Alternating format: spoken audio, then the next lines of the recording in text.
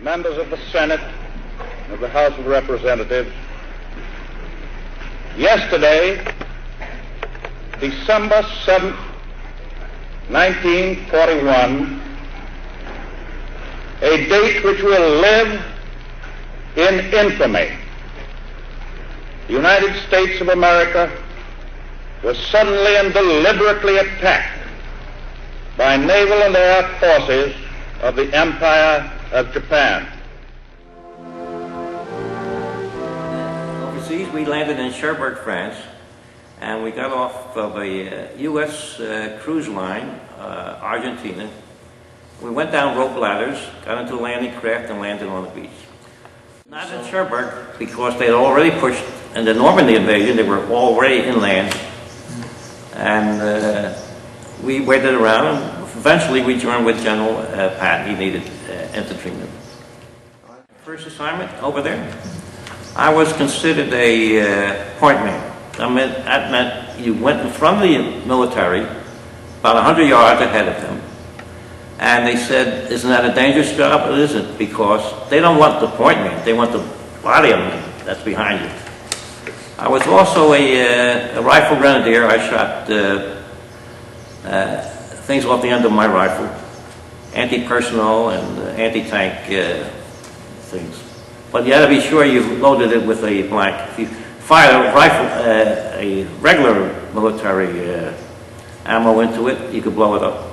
So you had to be careful when you loaded it. That's all. Okay, and when was the first time you actually saw combat? Actually saw combat, I would say, let's see, we landed in August, September.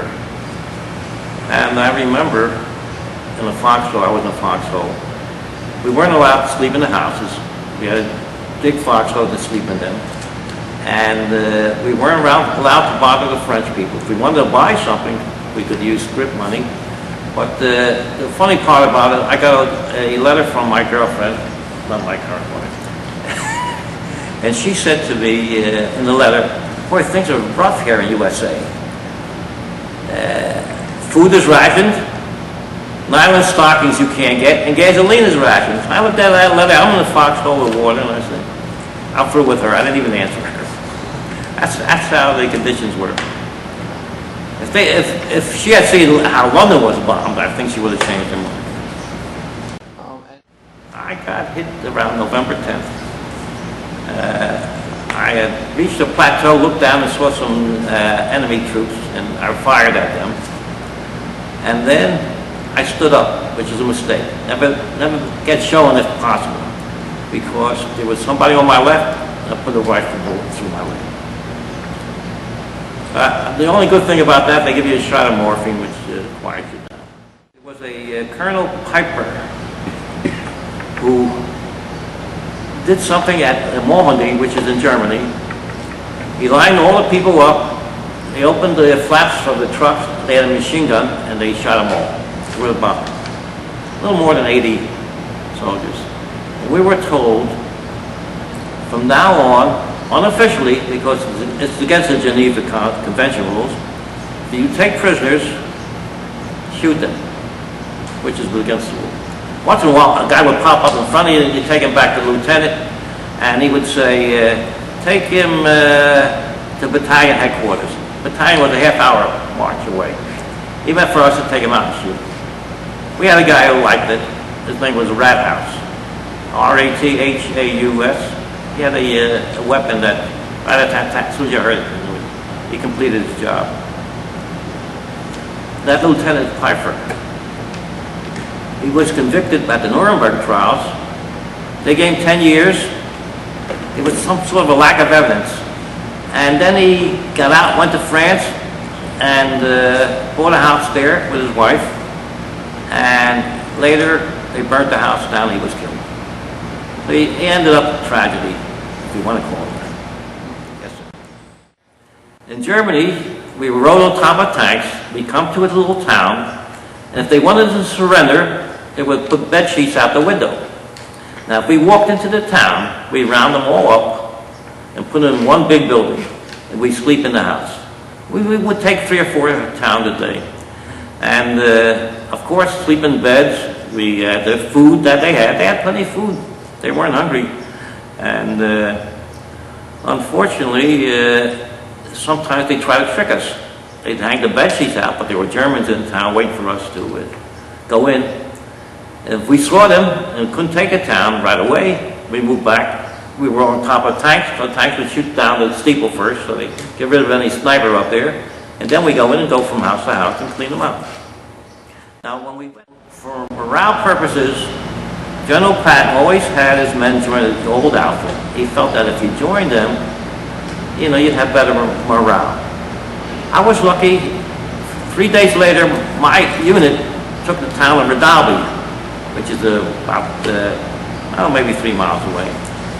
And they got surrounded by the 11th Panzer, I think, and they were wiped out completely. So if I had been there, I probably wouldn't have that story to tell you. So my advice to you is stay out of the infantry. I have some letters here that I wrote to my parents when I was in the Philippine area. And I thought I'd like to share some of them with you. Of course, they were all censored. And every once in a while, my folks would get a letter with half of it cut out. Well, anyway, that's the way it was. All right, this was 1st of April, 1945. Dear Mother and Dad, received your 2 letters last Thursday evening, written on the 18th and 24th of March. Well, this is one Easter I'll never forget, especially since it was spent at sea. This morning, the sunrise was exceptionally beautiful, and it certainly reminded me of the Easter sunrises I could see in Wilmington television. After chow, I wandered around the deck, waiting for GQ. If it finally came, we were secured at 9:30. So then I did some work in the office, waiting for the church service to start. It was held in the mess hall. Picked up this pilot 2 days in a row off the aircraft carrier. The second day when we picked him up, he was shaking so much, he took his watch off and gave it to our executive officer. But they forced him to fly so that he won't lose their nerve. When he was practicing coming into land on the deck of the carrier, he missed it. He just went right on into the water. But the sad part was, he was in a TPF, a torpedo dive bomber. And there's a gunner's mate and a radio went in the rear of that plane. And there were 4 guys drowned.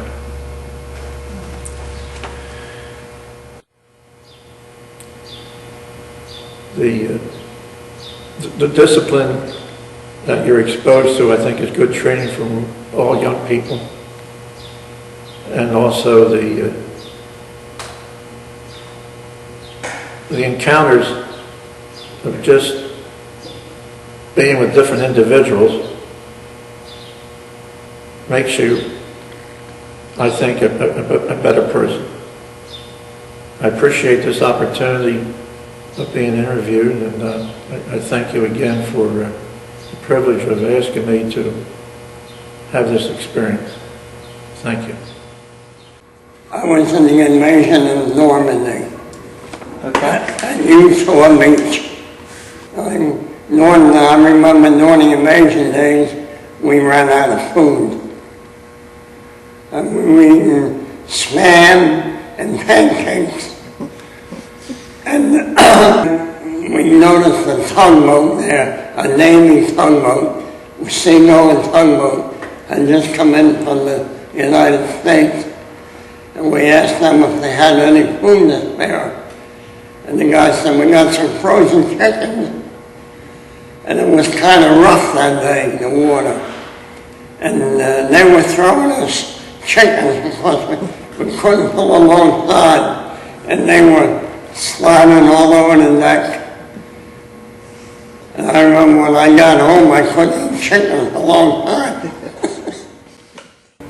In my mind, it was Christmas Eve 1944. We settled down at the galley at night. Some guy got a bottle from home. We were going to celebrate Christmas. And next to us was an army barge, engineers. And one of the soldiers was aboard our cutter. We were going to celebrate. And it was, I think a little after 6 o'clock, sometime after 6, we got a call. There was a troop transport torpedoed 5 miles outside of Shoreburn with the USS Leopoldo. It was a foreign ship carrying American troops, and the loss was great. It was the greatest loss the Navy ever suffered. And we went out there on a rescue, and this soldier was with us, and we pulled men out of the water living, and it was a horrible night. It was very cold, and we were in a convoy, and when we went back, we were coming from England, we went to France, and an airplane was shot down. And the Navy destroyer was the mothership in charge of the convoy, and she notified us to go for the airplane, see if there was any survivors. And the airplane went down right off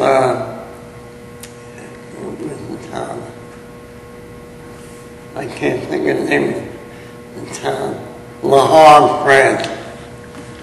It was right off the beach. And we went down there under almost point blank fire. And all we found was one pilot alive. We pulled him aboard and we got out of there fast because the Germans were shooting at us. And I remember coming back on a Liberty ship. And when we got to New York, you see the Statue of Liberty, and just brought tears to your eyes. And